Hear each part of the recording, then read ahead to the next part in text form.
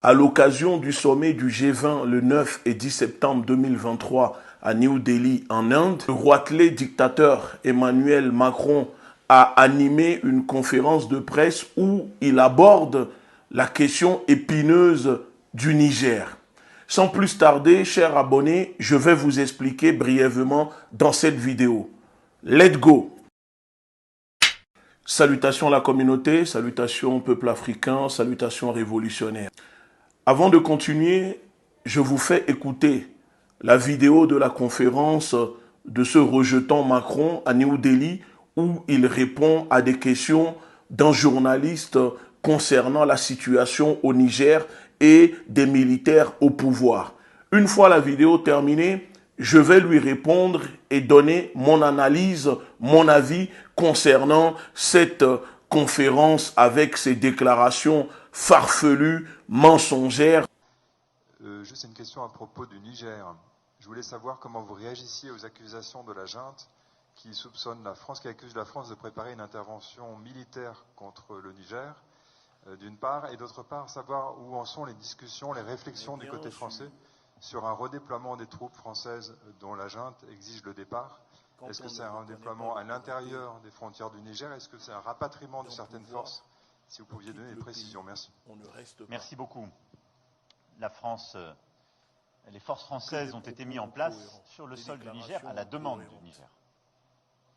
Et nous sommes là pour lutter contre le terrorisme à la demande du Niger et de ses instances démocratiquement élues, à savoir le président Bazoum, son gouvernement et son Parlement.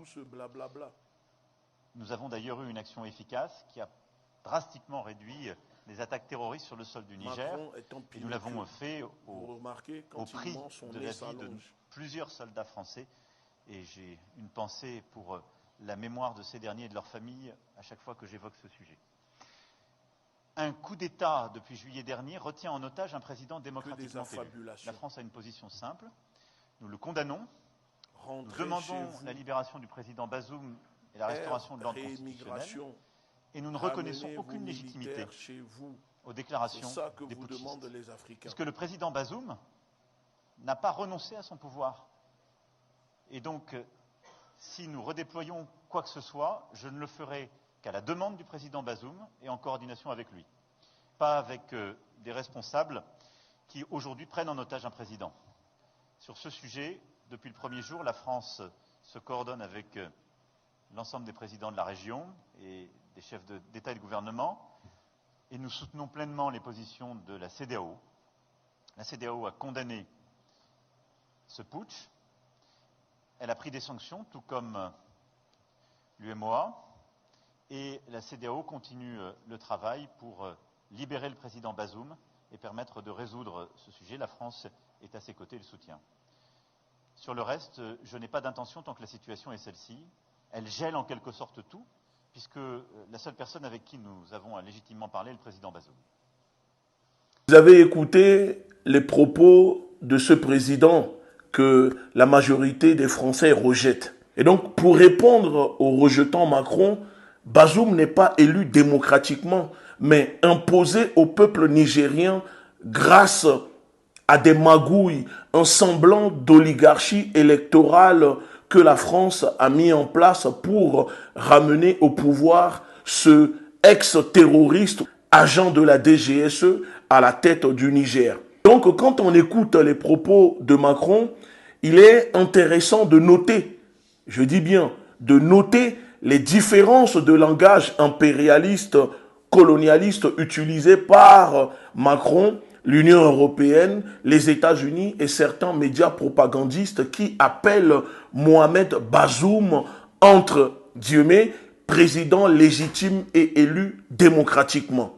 Ma première question, comment Mohamed Bazoum est-il légitime et élu démocratiquement, étant donné qu'il a été élu avec seulement moins de 2 millions de voix dans une population de plus de 25 millions d'habitants?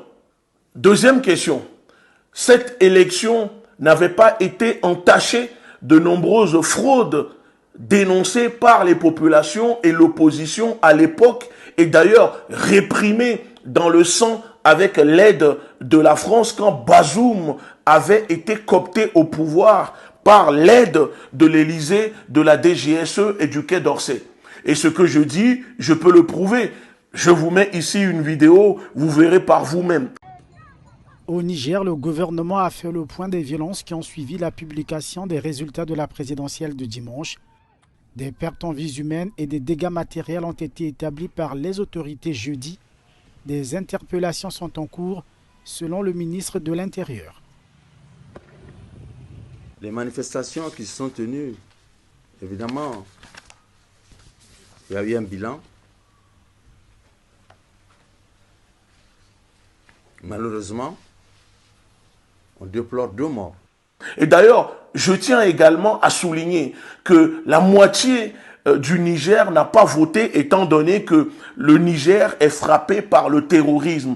Donc, il y a une partie du pays qui n'a pas pu voter parce que il y a un problème d'insécurité. Donc, avec ces éléments que je viens de vous balancer, qui remettent en question dardard la légitimité mise en avant par nos amis impérialistes pour justifier leur soutien à leurs pions et une éventuelle agression militaire contre le peuple souverain du Niger au nom de la fameuse démocratie. Vous savez, cette fameuse démocratie tant prônée par la France, l'Occident, quand ils sont partis assassiner Kadhafi en Libye pour détruire la Libye, provoqua le terrorisme dans le Sahel, quand ils sont partis en Irak assassiner Saddam Hussein, nous avons vu les résultats.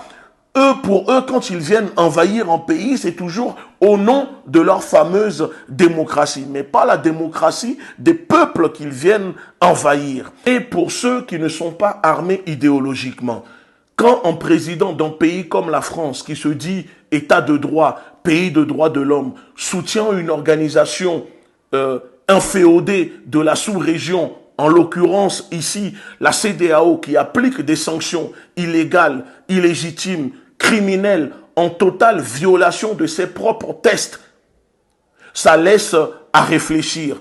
Donc cela prouve que, contrairement à la réponse de ce rejeton suite à la question du journaliste, cela prouve que la France impérialiste prépare une agression militaire au Niger, tout en préparant aussi l'opinion, en manipulant les consciences faibles au sein de ces populations. Mais malheureusement pour elles aujourd'hui, il y a les panafricanistes, il y a les leaders d'opinion comme nous, et nous sommes au front, nous sommes en guerre pour démonter la manipulation, cette guerre cognitive que la France tente d'imposer au peuple africain. Pour finir, je vous pose une question.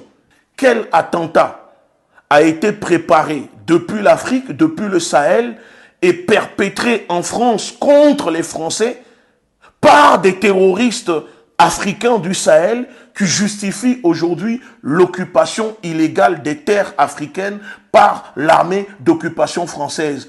N'ayons pas peur de nommer les choses comme il faut. C'est une occupation militaire en violation des droits internationaux. La France occupe illégalement les terres africaines au nom de la fameuse lutte contre le terrorisme. Je vous invite à répondre dans les commentaires. Faites votre devoir.